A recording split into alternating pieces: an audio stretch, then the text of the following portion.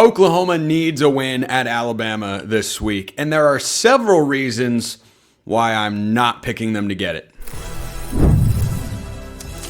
You are Locked On College Football with Spencer McLaughlin, your daily podcast on all things college football. Part of the Locked On Podcast Network, your team every day. Welcome, everybody, to another episode of Locked On College Football. I'm your host, Spencer McLaughlin. Thank you all so much for making this your first listen or your first view every day. It is part of the Locked On Podcast Network, your team every day, the number one sports podcast network out there. This show is your daily source to stay up to date with the biggest stories in this, the greatest sport on planet Earth. Iowa at USC, Texas at Georgia. Is there an upset in either of those games? Playoff implicated matchups in the Big 12 and the ACC. I will indeed have picks. Don't need things to sit and marinate in my head for a while, but something I am very sure of in my own head, as I will apologize in advance to Jay Smith of Locked On Sooners. I can't get behind it this week, Jay. I really can't. I'm much more concerned about Georgia losing to Texas than I am Oklahoma losing to Alabama, and here is why. The fewest passing yards Alabama has had in a home game this year is 253. That's the least that they have had. Conversely, do you know how many times opponents have thrown for over 200 yards on this Alabama defense? Ty Simpson is getting all the attention, but do you know how many times an opposing quarterback has eclipsed the 200-yard mark against the Crimson Tide? Two times. So I've got an Oklahoma offense that has had, we'll say, its ups and downs. I know can't lean on the run game as much as I would like them to be able to against this Alabama defense. And I've got a Bama offense at home that I trust a lot. That is why I can't get behind Oklahoma. If you disagree with any of that, the floor is yours, good sir. Perfect. Yeah, so I am very much in disagreement with you on that because even though with your number, it's the 200 piece is fantastic. John Mateer did not throw for 200 yards against South Carolina at South Carolina or in Knoxville at Tennessee. We won those games. We also ran for 171 and 192 yards. Xavier Robinson has back-to-back 100-yard games, and Torrey Blaylock has the third 100-yard game that we've had. So 3 weeks in a row, we've had a running back run for at least 100 yards. Now, this is the kicker. John Mateer ran for 80 yards against this Tennessee defense. This was his first big output in the run game since basically the Auburn game. Because Auburn was when it felt like he had some sort of an issue with that knee. I think it happened against Michigan. And he wasn't really planting. And he looked like he was squirrely in the pocket. Second half of that Tennessee game is when he took over. You start seeing him just dip out. 20-yard run here, 15-yard run there. He started to make problems. Like I said, he ran for 80 yards. If you take away the sacks, he had 99 yards rushing in that game. I think that for Oklahoma, we don't have to throw for 200 yards to win this game. That's not what we were required to do to win these games. We did it against Tennessee just now, right? You did it against South Carolina on the road. So the struggle was going to be that Alabama's probably going to force us to throw the ball. They're going to find a way to load the box up as much as possible and not let us run down their throat because that has been their kryptonite. I think that we'll do a combination of running it, John Mateer running it, because that +1 is the one thing that Alabama has struggled with, and they haven't really seen that this season.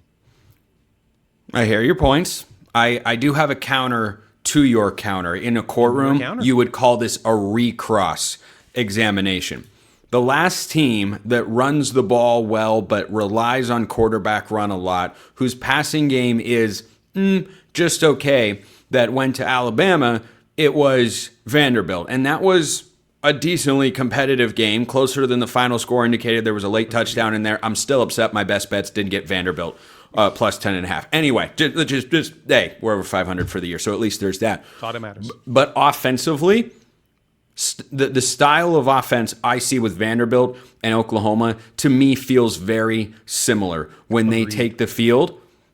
And I watch, do I think Oklahoma's defense is better than Vanderbilt's? I do. I also think the Alabama offense is playing better now than it was during that Vanderbilt matchup earlier this season. And with Alabama being at home, and by the way, they won that game. And Vanderbilt, we have to wrap our heads around this. Vanderbilt is just a good team. Yeah. And I think Oklahoma is a good team. I do not think they are good enough to go down to Tuscaloosa and win. So I think Alabama has seen this type of offense before. They know how they want to defend it. And offensively, they're just playing really, really well with the passing game. They're not going to run the ball a whole heck of a lot. That's not something you do against this Oklahoma defense anyway. And I think that because the Crimson Tide are at home here, I think Oklahoma played a heck of a game to win at Tennessee. Alabama's a better football team.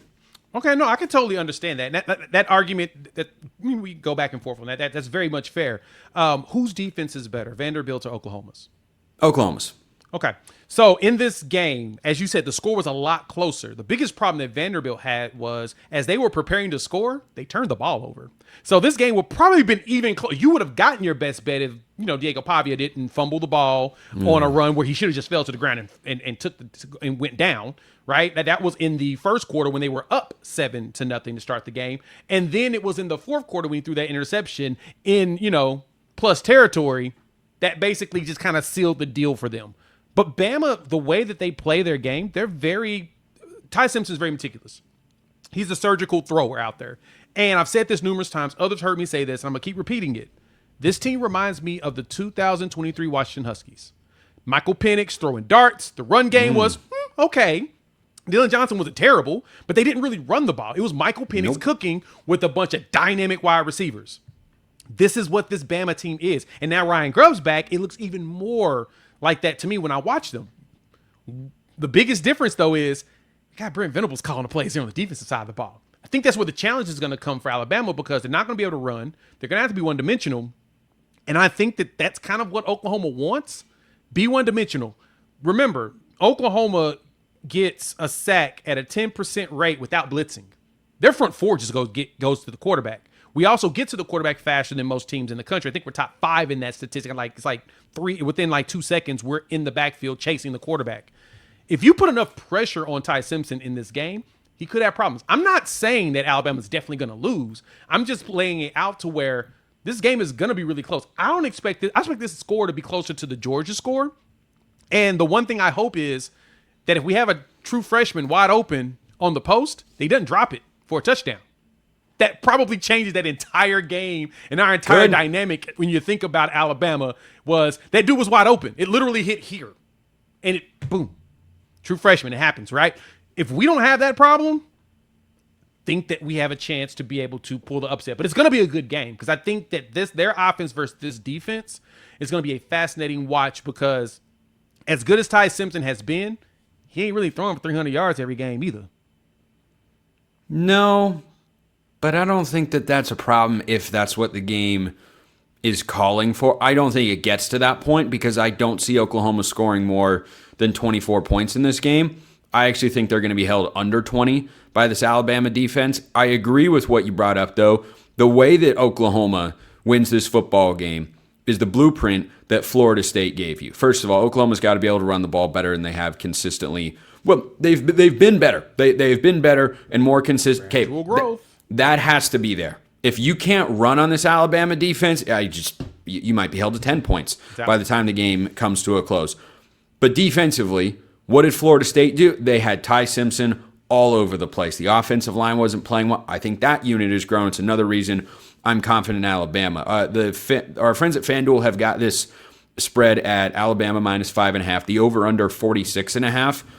Jay, I'm actually going to lean just barely towards the over. I am confident in Alabama here. 31-17. I take them over the Sooners.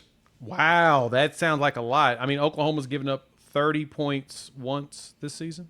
Twice this season. Once this season. Once. And when was that? When we played against Ole Miss at home in the rain. Just 2 games ago. Yeah, and that's not something that I expect to happen again. Everybody told me Tennessee was going to score 40 points on us too, but what happened there? Like I didn't. I didn't say you. Okay. I said people. Just making sure. People were telling me. I picked Tennessee to win. Score 40-some points. You did. And that was definitely a terrible pick on your part, wasn't it? We learned a lesson here. The big lesson here is this. The thing that Tennessee has struggled with this year that they have been good over the last couple of years with Heupel was their defense is just not as great. No, it is Run not. defense was bad. Pass defense is better, but the run defense is bad. And not having McCoy out there at corner also really hurts you, right? He's Very much a so. dynamic dude. But Oklahoma didn't really beat them with the pass. What they do? Ran down their throat. John Mateer made the plays he needed to make to win the game. Alabama's biggest struggle, stopping the run. We've been getting better at that too. So to me, it's the mindset and aspect of remembering that just because Alabama's gotten better doesn't mean nobody else gotten better too. Oklahoma has shown their offensive line has looked 10 times better than it has to start the season.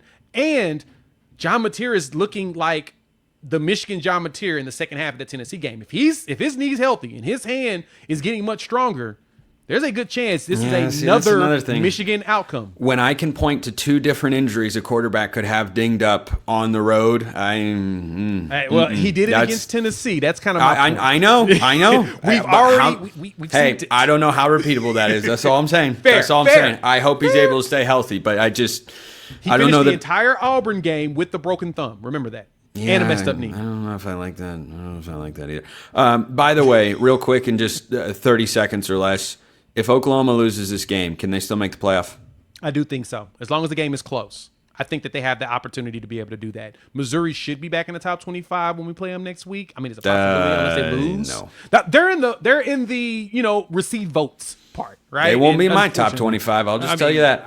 I liked Missouri a lot early in the season, but results, I get you. Can't argue with results. Can't argue much, though I try, with Jay Smith of Locked On Sooners. He's at Unfair Sports on Twitter. Iowa at USC. Texas at Georgia. Which upset do you think is more likely? First, this episode brought to you by FanDuel. The NBA is back, and there's no better place to get in on the action than FanDuel, the official sports betting partner of the NBA. Even if you miss the start of the game or want to ride the hot hand, FanDuel has live bets on everything from who will score next to fourth quarter comebacks. Plus, you can even combine your bets into a same-game parlay for a shot at a bigger payout. It keeps every game exciting, especially when your team's making that late push. And my best bets are indeed going to return in Segment 3 on Friday, as they have every week of the regular season this year. And I have fought and scrapped and clawed my way out of the gutter to get over 500. If you think my hot streak will continue, then you want to go ride the picks. If you think I'm destined to regress back to the mean, maybe you want to fade the picks this week. Or if you want to come up with your own, FanDuel's the place to do it. Right now, FanDuel is giving new customers $300 in bonus bets when your first $5 bet wins. So head to FanDuel.com to sign up and play your game with FanDuel, the official sports betting partner of the NBA. A top 25 showdown in Los Angeles where USC is fighting to continue its playoff hopes. If the Trojans win out, they will be in the college football playoff because next week they travel to Eugene and play Oregon. So if you rattle off a top 25 win, which in my top 25, which is all I use to, well, I won't go down that rabbit hole right now. Iowa's in the top 25. They fell one spot after losing to Oregon. I want to applaud the committee for that, by the way. They lost on a field goal with 3 seconds to go against a really good Oregon team. And Iowa at 6-3 in the top 25. They won't be if they lose this game to USC, nor should they be, because they've lost 4 football games, and that's too many. Maybe you can get back there if you win your last 2 and go 8-4. But for Iowa in this spot, if they were at home, there would be a term that you hear pretty often in the college football landscape get thrown out: wounded animal mode, bounce back mode. I want to get there for Iowa. I don't know if USC is the spot. Iowa is not as good of a football team as Michigan. Michigan's been better this year. The worst loss Michigan took this season was in the very stadium Iowa's going to be playing this week. The Trojans, according to our friends at FanDuel, are favored by 6.5 points. Now, whenever you talk about an Iowa game, you can do this for any game, but it's especially true with the Hawkeyes. You have to evaluate all 3 sides of the ball. And so, which team has the better offense? We know that's USC. Which team has the better defense? We know that's Iowa. Which special teams do I trust more? The answer is Iowa. Now, here's the question. What's the gap? What's the gap between Iowa's defense and USC's defense, and USC's special teams and Iowa's special teams? Is it smaller on the whole than the gap between the 2 offenses? I believe that it is, and that's why the Trojans are favored in this spot. Can I see Iowa keeping it close? Yes. Could I see Iowa winning? Yes, absolutely. I'm not in that camp. I am not. USC has made adjustments from last year. And they should be commended for that because they have improved the run defense, which is going to be important against an Iowa team that did not run the ball last week. And that is a very prideful unit that just gave up 260 on the ground to Oregon. Can USC do the same? If USC goes for over 200 yards on the ground in this game, it's over. It is absolutely, positively over. Iowa has no shot at winning. If they can keep it closer to 150, that's more in the conversation, in my mind, of what Iowa needs to do to be able to pull off the upset in this spot. But USC, quietly, perhaps, to some who haven't been paying as much attention, is running the ball better than it has in the last couple of seasons and much more consistently, no matter who has been back there. No matter who they're handing the ball off to, it's worked for USC. It has worked. So, USC's favored by 6.5 points here, and I do think Iowa's a good team. I do. Do I think they're a great team? No. Do I think USC is a great team? I think they're closer to it than the Hawkeyes. And they're at home, traveling across the country. Iowa traveling to the West Coast, it hasn't gone well. Has not gone well in the long history, the recent history. This is not a spot where I feel like an upset is ripe for happening. I don't need to let this one sit for another day before I make my prediction. I'll take USC to win. The over-under at FanDuel is 49.5. In Iowa games, you always take the under, right? It's the most obvious thing. Yeah, why don't we go ahead and do that again? I will go 28-17. USC beats Iowa and sets up a showdown in Eugene next week in a game that USC has to have. Oregon doesn't necessarily have to have, presuming they take care of Minnesota on Friday night. I suspect they will, especially if the weather clears up and they can throw the ball a little bit again. But USC at Oregon next week will have serious, major, high-octane playoff implications, particularly for the Trojans, if they are able to beat Iowa. Because if they lose this week, then all they're doing next week is trying to play spoiler for Oregon as best they can. I think USC can be plenty motivated for that. But 9-3 Iowa or 9-3 USC, neither one of those teams is making the college football playoffs. So USC's got to win, and I believe that they will. 28-17. How about Texas, Georgia? This is the one that I think about because I've been someone who's more down on Texas in my top 25 and just in general than a lot of folks who think, oh, Texas has figured it out. Texas has done all this. And they just ignore that part of the reason they've gotten on a winning streak is they almost lost to Kentucky and they almost lost to Mississippi State. Now, they won those games on the road. Oh, wait, they're where on the road? They're playing Georgia on the road this week. That's right. Now, between this and the Alabama-Oklahoma game, I do think Texas is more likely to win. Heck, I even think they're more likely to win this game than Iowa is to go to USC and win. That doesn't mean that I'm picking Texas because I'm absolutely not. So, Georgia at home here has got a sneaky amount of urgency with one loss already on the resume, even though it's to Alabama. They've still got Georgia Tech later this year, maybe the SEC championship game, maybe not. But Texas on the road this season, like a lot of teams, not as good as they have been at home. And so Arch Manning on the road, here's what I wonder most about in this game. Are we finally going to see Georgia's defense feel or look anything like Georgia's defense? Because I trust the Georgia offense. Coming into this year, I wanted to see Georgia run the ball better, and they are doing just that. Their array of backs, I think Nate Frazier is a mega talent. He was coming out of high school. He, to me, looks better and better as the season goes on. Can he get going against this Texas defense? Well, if he doesn't, I trust Gunnar Stockton. They can hit you with some quick game action, or they can push the ball down the field pretty well. I like what I've seen from the Georgia offense, and I think that Texas's defense for the last couple of years has been one of the best units in all of college football. But this is also a group that on the road gave up 29 points to Florida. So I don't think that Texas's defense is quite where I expected it to be. Is it still good? Yes, very much so. I think Gunnar Stockton and the Georgia offense is going to do more than enough to propel them to a win in this game. And I just wonder, against Arch Manning, who has played football, I've been very critical of him from the beginning of the season because he hasn't played that much good football. He has started to figure it out. He has started to look significantly better as this year has gone on. If he does that here on the road, even though Georgia's defense isn't what it used to be, I will not hop on board the Arch hype train but I won't try and talk it off of the tracks or convince others to jump off of the train.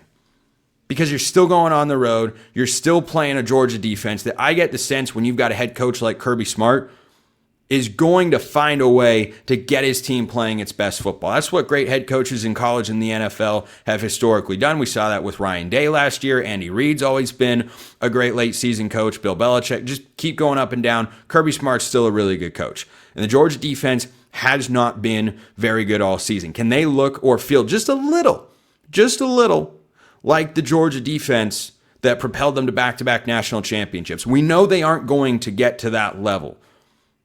But can they go out and in this spot at home hold Texas under? And remember, a Texas team last year that I think was better than the Texas team they've got this year. And last year's Georgia team and this year's Georgia team, I think they're pretty close. Georgia went 2-0 in those games. Won the SEC championship, won in Austin. I think they will win in Athens as well. But I think that between Texas, Iowa, and Oklahoma, I think Texas has the best chance to win. I do. Because Arch Manning has the best opportunity to have success on the road, in my view, compared to the other quarterbacks I've talked about on today's show going against Georgia, which is a crazy thing to say, but it's the best shot. So according to our friends at FanDuel, Georgia is favored at home by 5.5 points. The over-under is 48.5. I do like the over in this spot. I think Georgia wins. I think Georgia covers the 5.5. Give me the Bulldogs, 31-24 over the Longhorns, and they knock Texas either to the brink of playoff elimination or what I hope is out of it. I hope we never see a 3-loss team in the playoff. I don't know if the committee is going to go there, but I think Georgia gets it done, 31-24. Big 12, ACC, couple of playoff implication games, and yeah, I've got picks for those matchups too.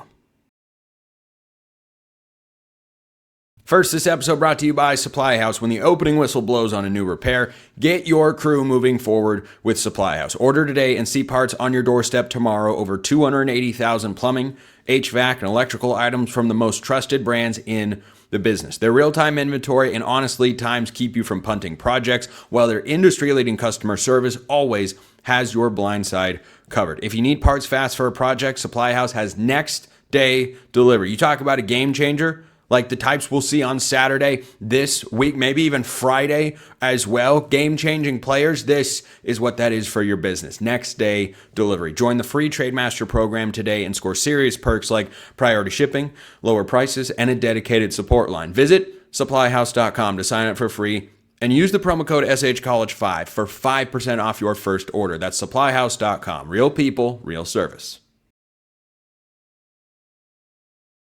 Do you remember the last time you saw Cincinnati play a football game? Well, the last time any of us saw Cincinnati play a football game, they went to Salt Lake City. They played Utah. Game day was in town, justifiably so, and they got smacked. I mean, absolutely 45-14. It was ugly. It was not good. It was very bad. And now Cincinnati is at home off a bye in a battle of Bearcats and Wildcats. And the number of different cats for mascots that we've got across the country in college sports is too many to count. Maybe that's why this game is going to fly under the radar. Maybe it won't. I was happy to see the committee realized what I had already realized with my rankings in the last couple of weeks, and that's that Cincinnati, even though they had a very bad loss, was still worthy of being a top 25 team. So they have bookended their season. They started with a 3-point loss to Nebraska. They lost last time out against Utah, and sandwiched in between was a bunch of really good play, better defense than you probably think. Brendan Sorsby playing well, and the Bearcats running the ball also better than you think, to the tune of 7 straight wins. Do they get back to that here against Arizona? They are also, this is a popular line this week with our friends at FanDuel, a 6.5-point home favorite. Let me say something about Cincinnati that I bet you also didn't. I feel like everything with Cincinnati is flying under the radar because they weren't on my radar or most people's coming into this year, aside from the general conversation of will Scott Satterfield be fired after this year. Yeah, that's of course not going to happen because the season is going very well. It's going so well, in fact, that the only group of 5 team to ever make the playoff without an automatic bid, this program several years ago, controls its own fate to make the college football playoff. Did you know that? What did I say one of their losses was? Nebraska? That's not a Big 12 team. Used to be, not anymore. Utah? Okay, but Utah has 2 conference losses. 2. Plus, we know how much the Big 12 hates head-to-head matchups in deciding tiebreakers. Anyway, who does Cincinnati have left on the schedule? Oh, it's Arizona this week, and then next week it's BYU, also at home. The magnitude of that game, that's a playoff elimination game. That's what it is. We used to have these earlier in the season. We still get them in the 12-team playoff. I'm appreciative of that, even though I have been critical of the expansion of the 12-team playoff. We still find those matchups. It's why I still like college football more than the NFL, which I'm not opposed to, but I'm here to talk about college football because it's just objectively better. But Arizona at home, who's quietly gotten themselves into bowl season this year, they're 6-3. Noah Fafita playing some pretty good ball defensively. Arizona, not something you talk about a lot, the Arizona defense. I'm just saying, if you watch it, you go, oh, yeah, they're pretty good on that side of the ball. Well, pretty good on that side, good quarterback on the other, and a head coach that does indeed have a track record of winning. Yeah, it turns out Arizona has indeed outperformed some folks' expectations this year. And after last season, there was a strange hot seat talk with Brent Brennan after 1 year. I never understood that, and here he is. He's got Arizona moving forward. This would be one of those flag plant moments, one of those landmark sort of wins. Kansas State earlier this year kind of was that, but this would be a big one because Arizona's trying to play spoiler on the road.